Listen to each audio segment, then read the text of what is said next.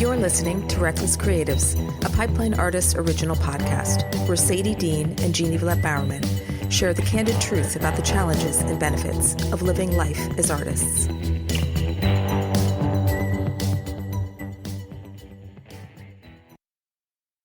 Let's just start this. Where do we start? Do we talk about the new book first, which is really good, by the way? Here it is. Right? Oh my God, I have mine. Where's mine? Oh God, Jesus Christ. Sorry, I'm unprepared again. No shock. I have it. Bill, you're so good. Well, Sadie, I don't want to put any pressure on you, but have you got a chance to look at it? Yeah, I read it. I'm about, I think it was the agent part. And then of course I read the one about the dog statue one, which I love. And and then I skipped ahead because I wanted to see your take on AI. And I really enjoyed that chapter a lot. Because I was like, where is he going with this? And I was like, oh, this is very much a Phil style way to approach that topic. I appreciate that. Yeah. That was one of the later chapters I wrote, and it was something that I had just been talking with friends about, and I was like, I need to address this. Yeah.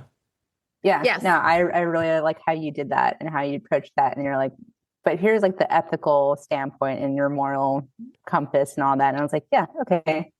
I like that. I mean, I prefer when I read books, I often shy away from people who are absolute, and this is the way it is, and it's this or that. And I think approaching it not just ethically, but subjectively, because ethics are subjective and personally, everybody sort of has to sort of figure out their own red line in terms of how they feel good or bad about AI, and that's often breaks down among age lines.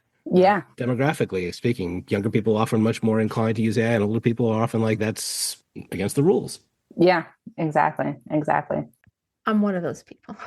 But right? I remember that when the internet came out, I'm dating myself, but I remember saying, one of my friends was like, oh yeah, you got to get like an email address. I'm like, email? Like, what do I need to do that for? Yeah. Like, why don't I just pick up the phone and call them? Like, right. Or I can write you a letter. This. Yeah. Right. Why do I need that?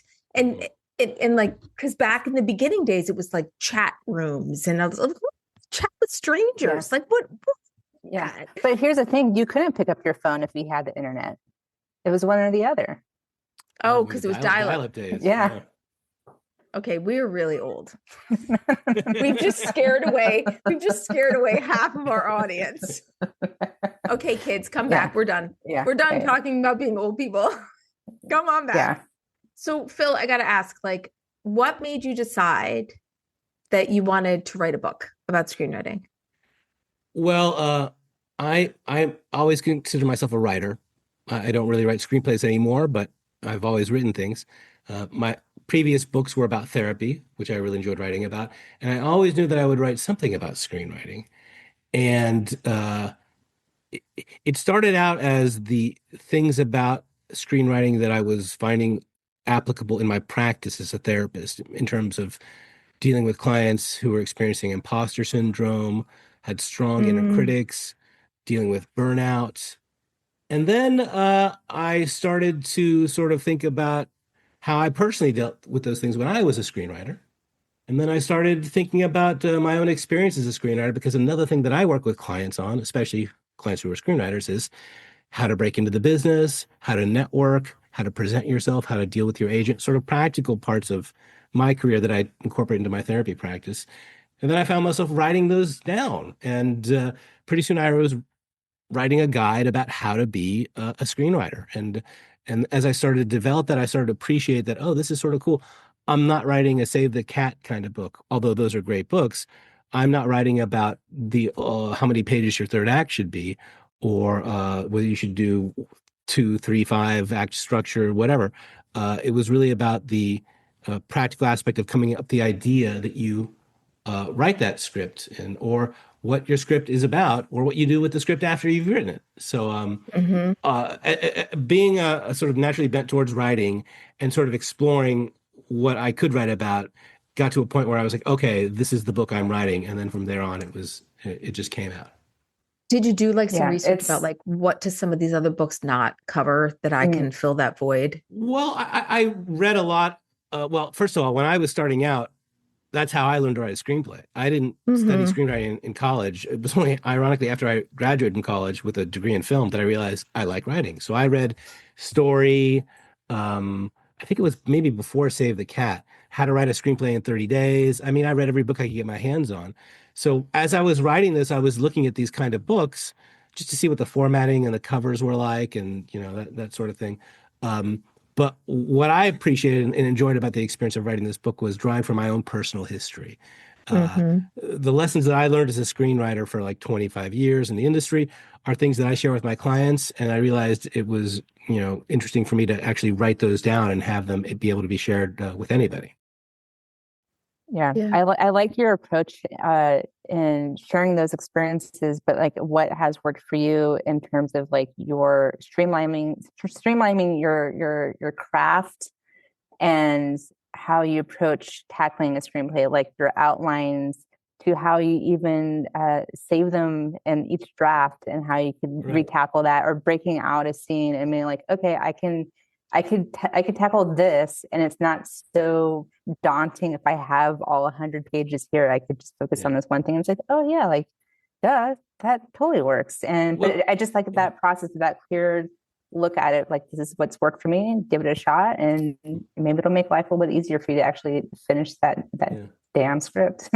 Well, I remember when I was starting as a screenwriter, I was hungry for advice, both written and personal or anecdotal or, from networking about how other screenwriters did their work. Did they outline? You know, Mhm. did they write their first draft all the way through? How many drafts did they write? And I cobbled together bits and pieces of that in my own experience through my own hard work to eventually develop my style. And like you say, I mean, I was very careful in the book not to say, here's how you write a screenplay or here's how you should outline, but I was very, clear about this is how I write a screenplay and this is how I outline. Take from it what you like. But I think that, especially starting out, I think it's so good to learn from the experience of others and then incorporate that and to develop your own personal style. Yeah, I love the bit about the index cards where like you do all this work and you've made different stacks of the cards and everything, and you're like, and then I set them on fire and I just sit there and watch it. And I was like, wait, what? And you're like, I no, know. okay, I'm just I kidding. had to, I had to throw some jokes in there. Yeah. Yeah, that was That would pretty be good. that would be a nightmare. Yeah, because I was on that ride. I was like, okay, then I guess we burn the index cards and But start there are over. people, that's the interesting thing, Sadie, is that there are people, I know some of them, screenwriters who they'll write a draft and then they'll be like, okay, that's out of here. Now I'm really going to write Yeah, the draft. And I'm always like, wow, yeah, I would never want to do that much work, but yet it's almost admirable because I would imagine that maybe that next draft is better.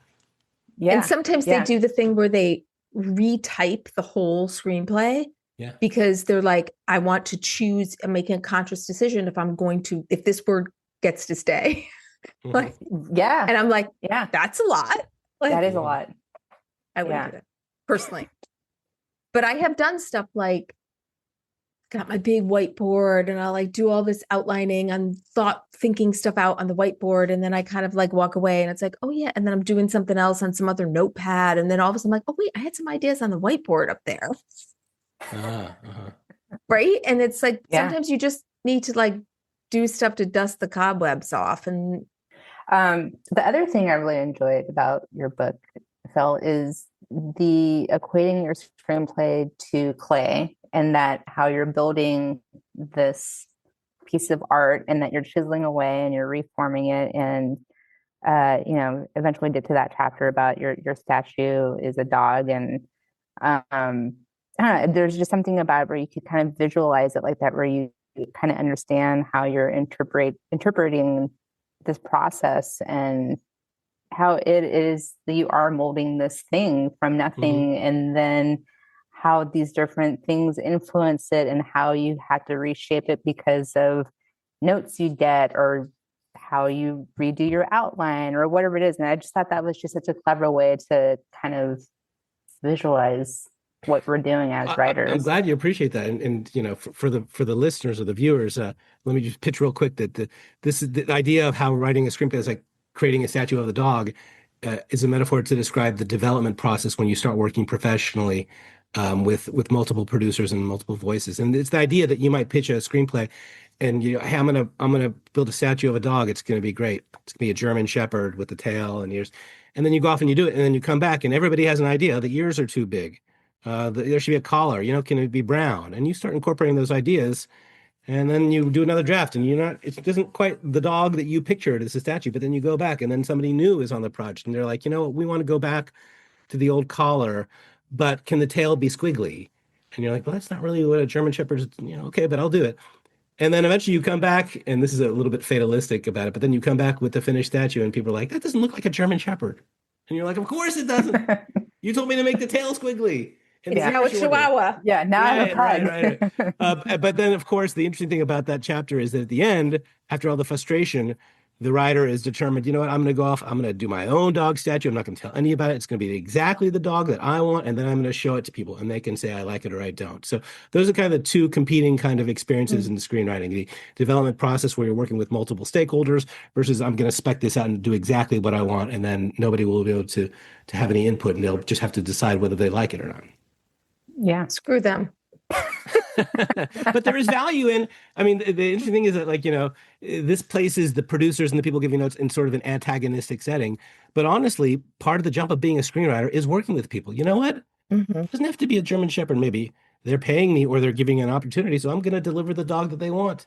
And I'm not going to just say, here's your dog that you picked. I'm going to be a team player, because what people take away from those experiences is how it was to work with a screenwriter, and whether they were accommodative to their ideas, whether they made them feel bad, or whether they argued about the notes. I think talent goes a long way, but being a team player and being somebody producers want to develop and work with, I think can be even more important.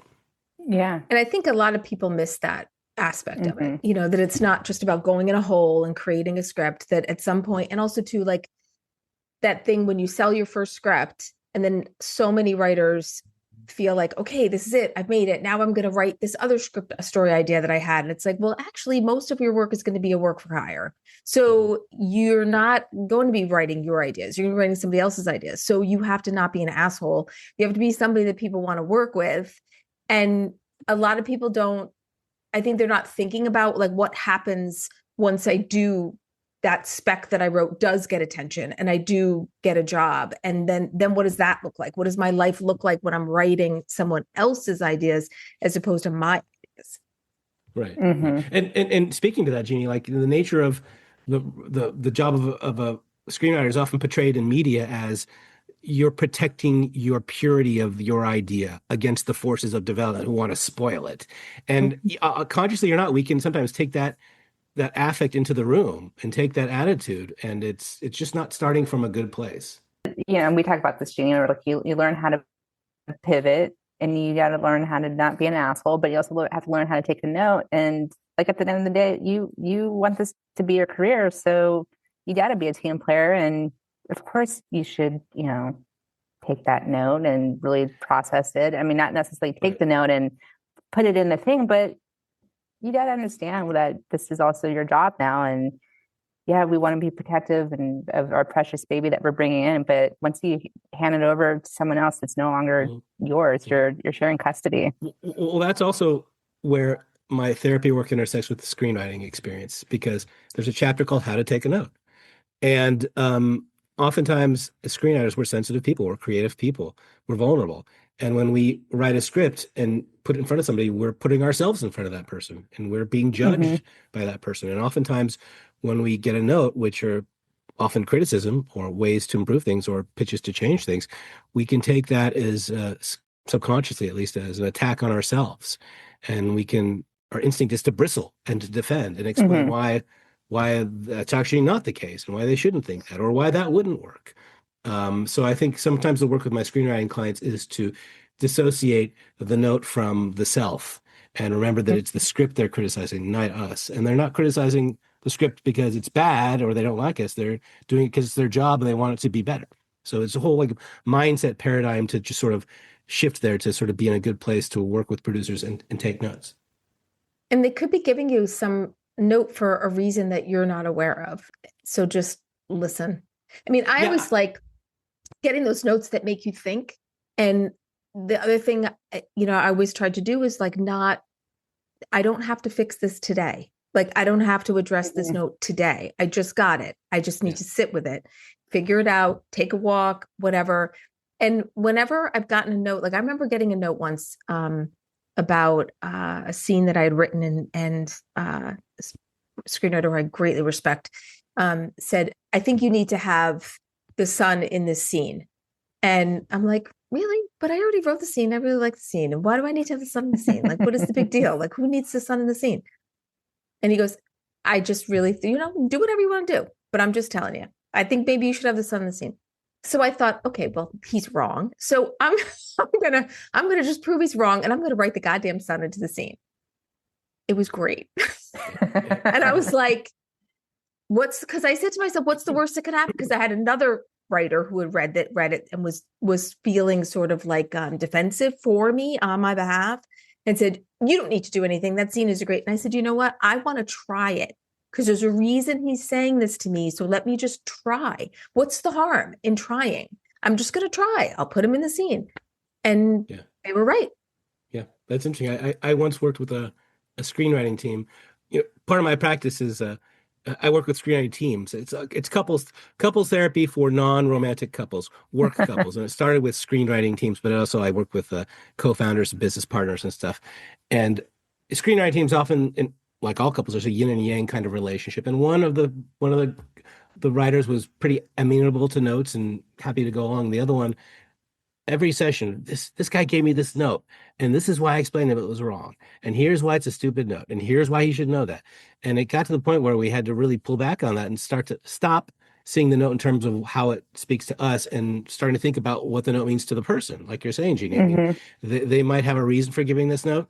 We might not know what that reason is.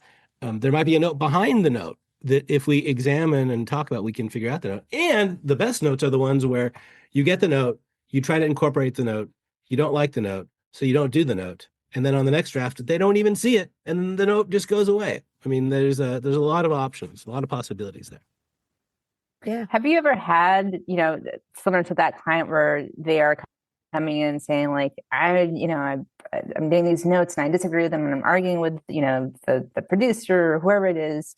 And do you ever say like, okay, let's take a step back and like, here's some exercises for you on how to navigate that scenario so that you're not losing those jobs? Because I would assume that a lot of the times when people are so abrasive like that, they're not getting a call back for, more pitch meetings because they're just going to be argumentative with whoever. Do you ever have absolutely. Go to your car and just breathe for 30 minutes and, Well, first, what happens before that, Sadie, is I have to say, I hear you about these notes. I'm right. I'm a screenwriter. I'm on your side. I get what you're saying. But I wonder if we could take a second and think about what this person is experiencing in dealing with this. Because you seem really passionate about it and you seem almost angry. How do you think they feel interacting with you?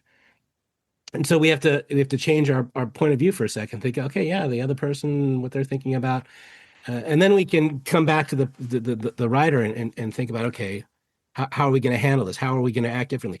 Being a screenwriter, I love scripts. I love words.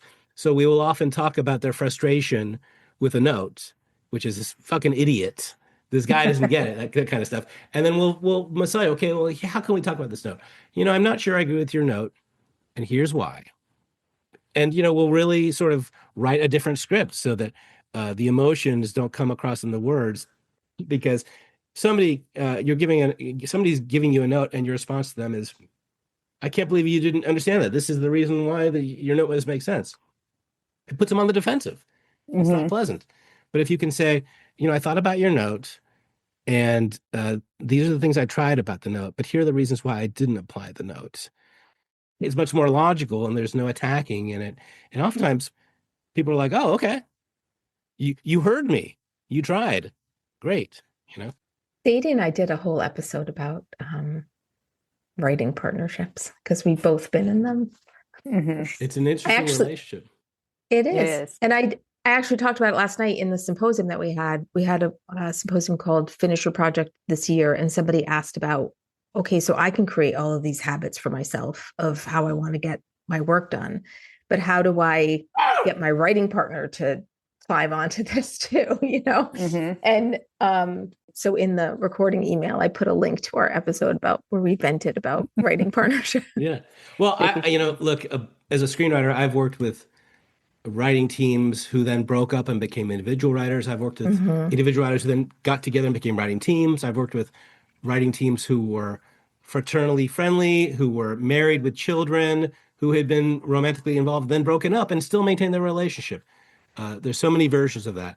And it's really interesting working with those teams in a couples therapy setting because romantic couples, there's such an amount of intimacy. You get in the same bed together, essentially. You understand why your partner is like this because you've met their mom. Mm-hmm. You've heard about their childhood Halloween experiences, and you understand why they have a fear of Mars bars or whatever. You know the details. Writing teams, no matter how close they are, if they're not romantic, there's often a level of intimacy they don't achieve. And the work in that situation is to explore that intimacy in a way that uh, I understand now why my partner is so worried about money all the time and is doesn't want to spend money on a new laptop. It's not just something we Mm-hmm. argue about logistically. Now I really understand it. So it's a really interesting way to apply couples therapy principles to work couples. I can imagine like you in a room, like as a writer, like now that, especially if you're like a therapist already as a writer, and this executive's giving you notes, and you're just like, I wonder why are you giving this? Let's talk about your childhood. Right. Right. Why are Well, you giving this note? Where's that no, coming no, from? that's interesting. I think now, I still have a one foot in the business and that I have friends in it and I still talk to producers. And Mm-hmm. I imagine I'd be a much better producer than a screenwriter now, Mm-hmm. both in how I approach notes and work with writers, but also helping to guide writers. I mean, there's nothing better than a producer who cares enough about you to be like, hey, listen, when we were talking about executive, here's what I noticed. And almost like, giving the kind of content that I'm talking about as a therapist, as a producer, because I mean, listen, producers wear a lot of hats, and I think therapist is probably one of them. Yeah. Or Yeah. like a manager. Yeah. Yeah. That's where some of my writer referrals come from is their managers, because the managers, they're sort of a therapist, but they Yeah. know when, hey, listen, you got to talk to a professional. Yeah. This is above my pay Yeah. grade. Yes. Yes. Like when I have a conversation with my daughter, who is a therapist, and she'll say, Mom, I'm not your therapist. Get one, get your own. That's funny. Oh, Lord. So, like when you were writing this book, what was your favorite chapter to write? Well, it was the dog metaphor chapter, I think, off the top of my head. But what I really enjoyed was reminiscing about my experiences, especially breaking in. I talk in the book about how I got my start on South Park and how, in general, when I coach or work with writers or talk to people wanting to get into the business, I explain that breaking in takes equal parts luck, talent, and hard work, and chutzpah, which is Yiddish for just get go, doing it, making it Mm-hmm. happen. And they're not always in equal proportion, but it takes all of those. And so my example was when I was on South Park, I was very lucky that I had a friend who was Matt and Trey's assistant and got me a job as a PA. I had written a lot of scripts up to that point, developing the talent that I was trying to, I found it within myself and I was trying to develop. And there was a lot of hard work to kick out like 3 or 4 feature screenplays in 6 months when I first moved to LA.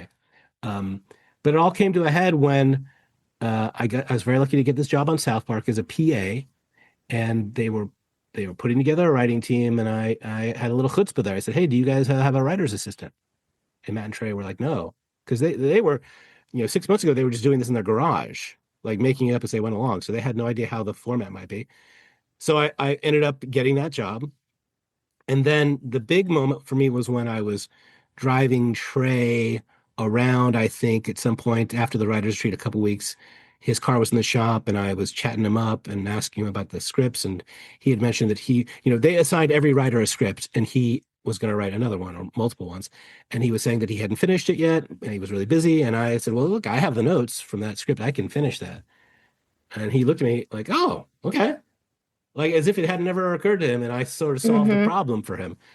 And I got my foot in the door and I finished this draft and he liked it. And then I got notes on the next one. And then all of a sudden it airs and then agents are calling saying, "Who's this Phil Stark guy who wrote this episode, and does he have an agent?" And they would say, "Well, he's in his car driving to Burbank right now to drop off some post-production material, but I'll have him call you when he gets back." So, uh, it's hard to break in this business. It's obvious. It's not. It doesn't have to really say that, but you have to be prepared for the opportunities when luck happens, and also put yourself in situations for luck to happen.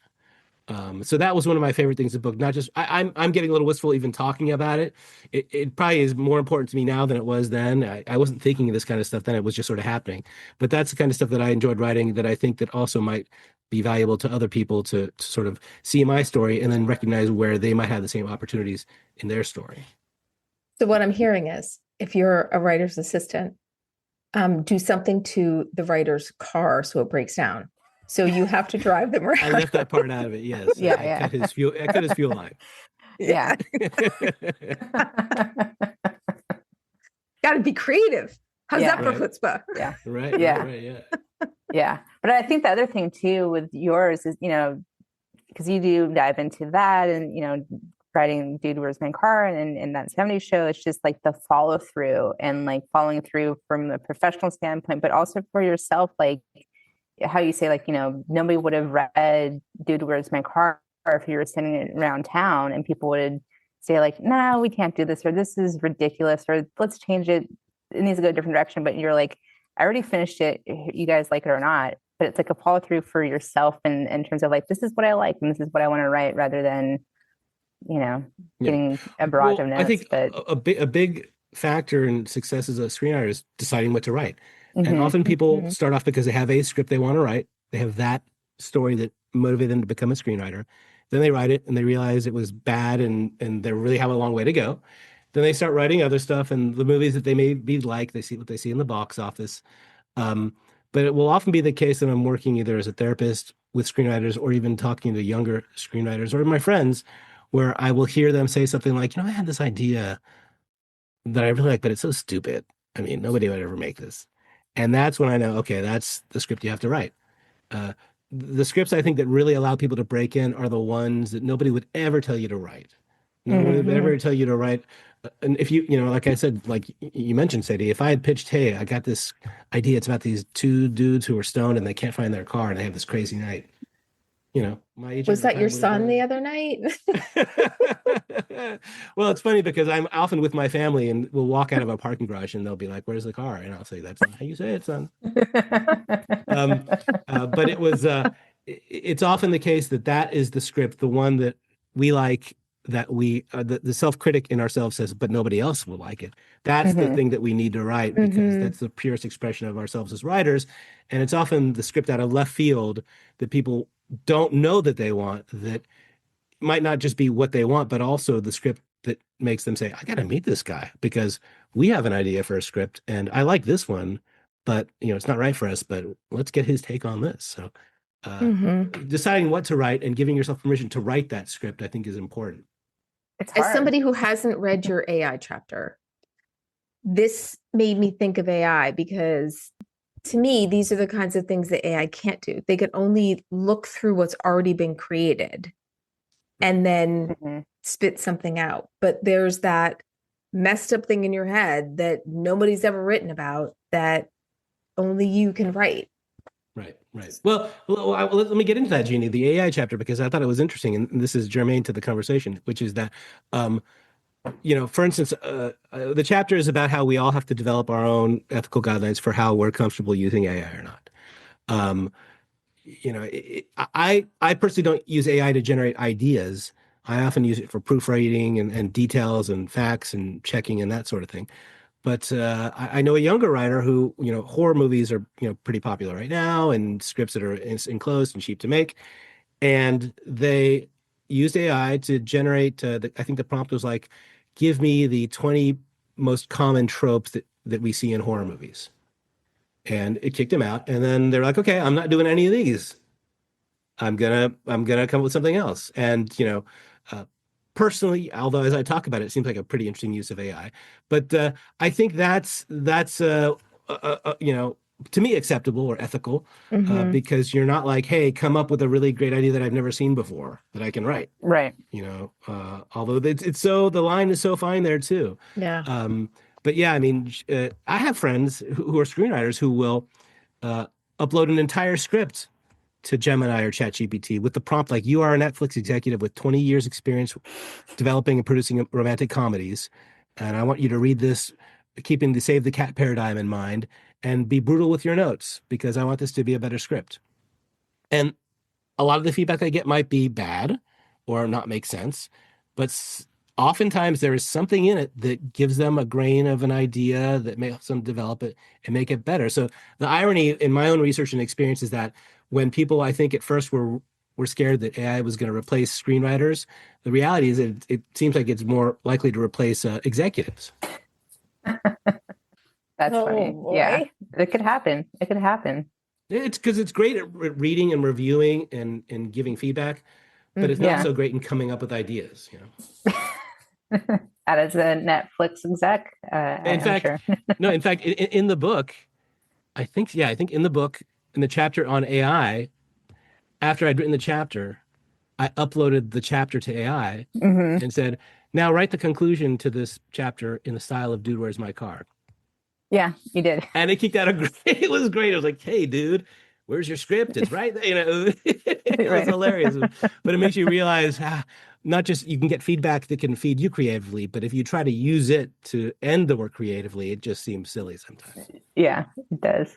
And I have heard a lot of people using it as like a brainstorming partner kind of Hmm. thing. I mean, I Yeah. have not dipped my toe in it at all. I think the only time there's one time I asked it for comp titles for like I'm writing a historical fiction novel. So it was like something set in the mid 1700s, like a mid-list book, not like a bestseller because you don't want to, whatever. And spit out all these book titles. Then I asked the question a million different ways. So it would spit out a whole bunch of other titles. And then I could cross-reference and see, are there any books that are on all these lists of the different ways I've asked this question so that I could go read those books.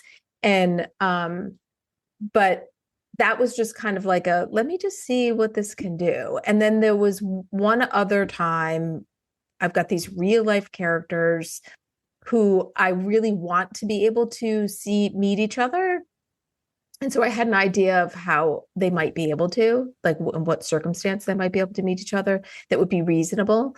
And I asked it, like, would X person ever have met Y person, these real life people, perhaps in, Z location and whatever. And they're like, oh yeah, that's totally possible. That could have happened. And like, or they'd be like, yeah, well, neither one of them had ever been to Z location, but, but you could certainly, like whatever. But that's it. That's as far as I went. And because I felt like, and I talked to my husband about this too sometimes because he's like, why don't you, get AI to like, help you brainstorm with it? And I'm like, I don't think you understand what the joy of writing is. It's not that I've got this, of course, everybody wants that finished script, the finished novel, the finished whatever. There's joy in that, having accomplished and finished something, but there's unbelievable joy of saying, oh, I figured it out. I solved this problem. I know how I can get this person over there and how I can do this and how I can add some conflict here and how there's a twist. Oh my God, this is so exciting. How there's no joy if some machine spits the idea at you and you didn't come out with it. Like, how is that joyful? Like, well, I love hearing that you're finding ways, albeit little by little, to incorporate some aspect of AI, into your work, albeit not as a creative partner, but feedback or kicking around ideas or observations. I mean, it's quite common. I think I think it's valuable. You could upload your whole script and say, write me a 5-sentence paragraph with a synopsis of the script. And if you get the synopsis back, and you're like, oh wait, that's not really what I was going for, or oh, it picked up on this. That's interesting. I mean, you're not saying, hey, rewrite the love story so it's more of a factor, but you're like, oh, that's interesting. If it didn't pick up on how I want the love story to be more of a factor, I've got to find a way to make that happen. Yeah. I mean, I do think that there are ways you can ethically use it that don't cross that line. But people just go too far, Phil. Well, the line is your line, it's my line. There's not a line. There are only all of our lines. But you're such a therapist. I know, right? I mean, my own, smell test for that is how you feel when you admit or talk to people about your use of AI. If you feel a little bit ashamed and you're like, don't want to admit that you used it for something, that's probably a hint that you crossed your line. At the same time, I think it's valuable to be able to, if somebody says, did you use AI writing the script in a way that's almost accusatory, you might be able to say, I did. I did it for proof and grammar and punctuation. And I also had it read the script as if it was a neck and give me some notes, which were pretty shitty, but that's how I got the idea for this other twist. Yeah. Yeah. It's all a personal preference. And also, too, though, for me, as we discussed earlier before Sadie got here, I'm crazy busy. And there's going to take some time for me to learn how to use AI. So it's like, I don't really have time for that. So I should just write. You don't even know. It's almost like it's like Googling something. You don't even know. Yeah. Like when my buddy who's a screenwriter was telling me that, I just loved the whole script, and I set it up to be a Netflix executive, and it gave me great notes. I was like, oh, you can do that? It's almost like not knowing what you can Google, and then when you realize it, oh, I can do that. I mean, I used for the book on the Amazon page. You have to, you have a synopsis and about the author, and I uploaded the whole book, and I said, what would write me an Amazon synopsis of the book, and I did, and then I was like, okay, for the reviews, I was like, okay, write an editorial review of this book in the style of Plato. And it wrote this amazing 4-sentence review in the voice of Plato. I was like, oh my God. So I did Mark Twain, I did Schopenhauer, I did Dostoevsky. It was so much fun. And that was like this really amazing, creative, fun use of AI that I'd never really thought of, but it really opened up a whole new world of possibilities. I like that use of AI. Yeah, when you make it just like a playful, silly thing. Like I have a writer friend who's used it for just creating silly images of like Benjamin Franklin drinking lemonade on a unicycle, wearing a leotard. I could do that all day. Yeah, I love that stuff. And he's like, here's 50 images. And you're like, these just get worse and better at the same time. And I don't hate it. Yeah. Right. So what are you hoping that all of our listeners who are going to go out and buy your book, what are you hoping they get out of it?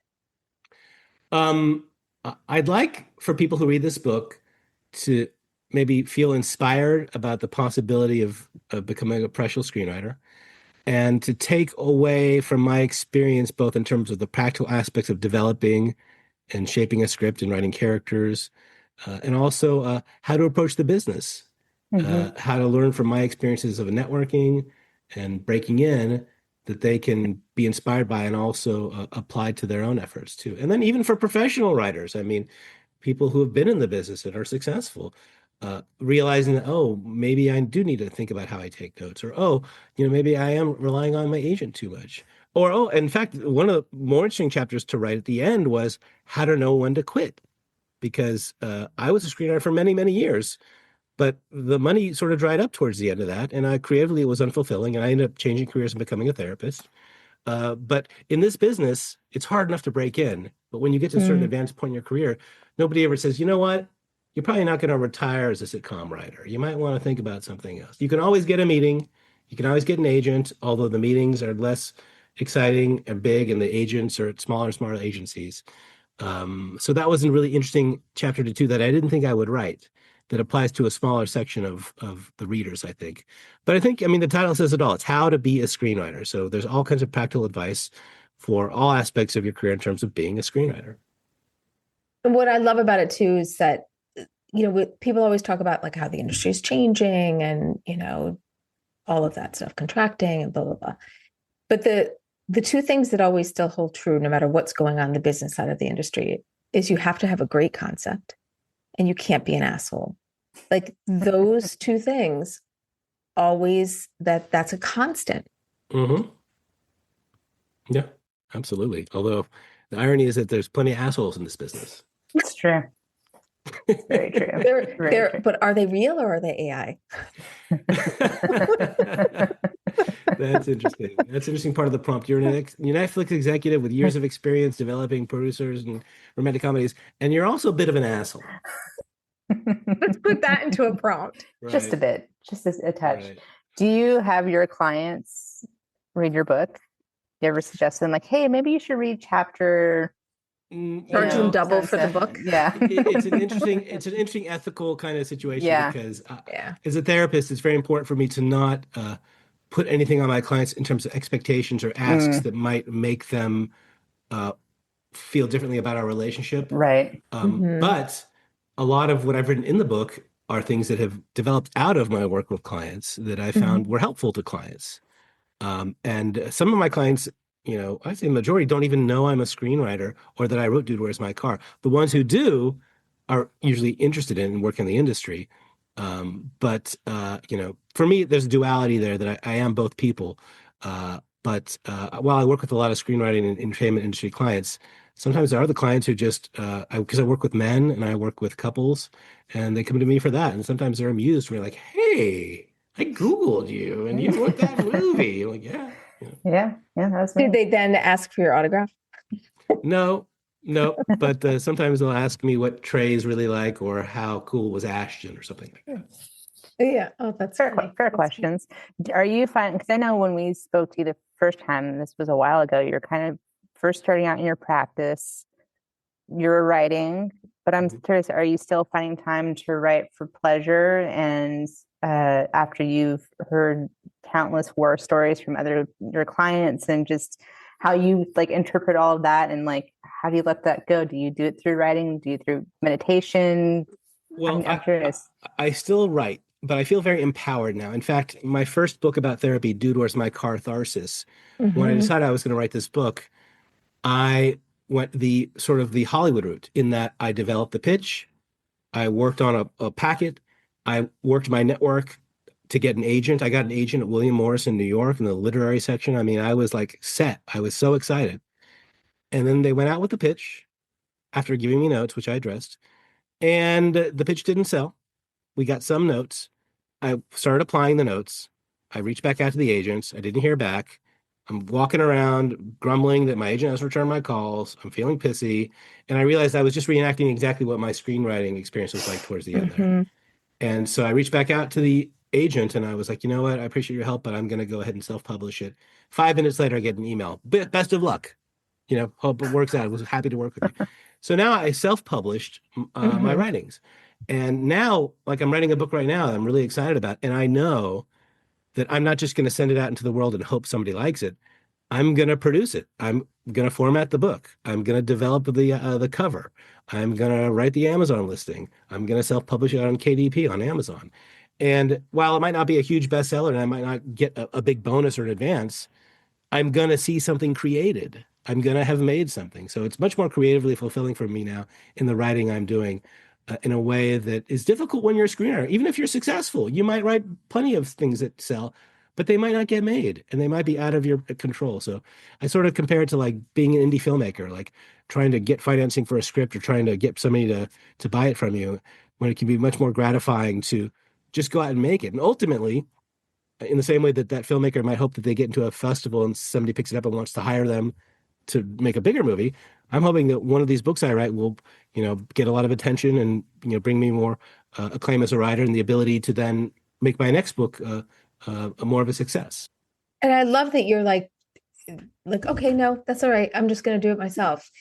Because your story then gets out there as opposed to just sitting on your laptop. Well, this is the nature of screenplays is you're writing a blueprint. You're not building the house. And so what I'm doing now is I'm building the house and I'm waiting around for somebody to say, okay, you can build the house now. I'm like, I have everything I need. I mean, what happened was I talked to another writer who had transitioned from screenplay into novels with the realization that there's software out there that you can format the book with. You don't have to hire an editor. You can use AI to check all the prompts and the punctuation and the grammar and stuff. And then you don't have to go to a publishing house to get permission. You can self-publish it on Amazon. So the tools, the technology is available for everybody to do these things. Fortunately, publishing a book is a lot easier than producing a movie. And a lot less expensive. Absolutely. A lot less. And just, I don't know, just very gratifying. You can hold it in your hands. There it is. Absolutely. It's an Amazon listing. Anybody can buy it. Yeah. In fact, I challenge you, listener, viewer, to go out and buy this book. Yeah. Yeah. Throw down the gauntlet. That's right. It's a great book. It's a great book. Show it again, Sadie. I'm going to show it again. And I got to say, my husband found the cover to be very pleasant to look at. He liked the color choices and the layout. And it was like, this is very pleasant to look at. Well, you know, I used a book illustrator, a book cover illustrator agent from an AI program to do that. In the past, I had used Canva and dragged my own images around and messed with the font. But in this, I did it all by prompts, and it drove me a little crazy, to be honest, because sometimes you'll say, hey, move the pencil a little bit, and it'll be like everything becomes jumbled. You're like, no, go back to the way before. Oh, no. So there was a lot was a prompting wormhole to a certain extent, prompt spiral. But I appreciate that, Sadie. Tell your husband I appreciate the compliment on the book cover, please. I will. Yeah, it's well, he's a frequent listener, so he'll hear this, and yeah, he's like, I like the colors. Yeah, he's like, I like the colors a lot. I mean, ironically, they're actually the colors of our living room too, like our couch and carpet. But yeah, it's nice. That's interesting. Have you been to their house, Phil? It's a little psychological framing to make you more inclined. Right, exactly. Well, this book is so great, and I do really hope that everyone who's listening or watching picks this up, because it is a really nice thing to have in your back pocket for any stage that you're at in your screenwriting career, because it's a nice reminder, refresher, and just kind of like a nice little cheerleader to have of like, you can do this. You just got to do it. And again, it's that follow through of just doing it. Yeah. For newbies, veterans, and everyone in between. And I will add, people ask me all the time, like, how many writing books I have, how many have I read, blah, blah, blah. First of all, I'm a learning junkie, so I love all of that, everything. And I used to have a restaurant, so I also have a lot of cookbooks. I feel about writing books the same way I feel about cookbooks. If there's one recipe in a cookbook that I'm like, I'm going to make 25,000 times in my life because I love it, it's so good. It was worth it. Same thing with writing books. If there's one little nugget that gives me one idea, and I know the idea that your book is giving me, and I'm going to do it as soon as we hang up, I'm going to go burn all my index cards. Okay, maybe just make sure you scan them or take some pictures of them first, just in case. Yeah, just in case.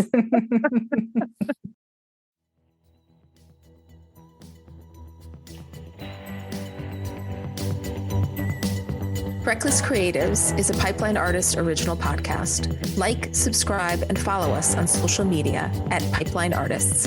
And find more info at pipelineartists.com/listen. Until next time, stay reckless.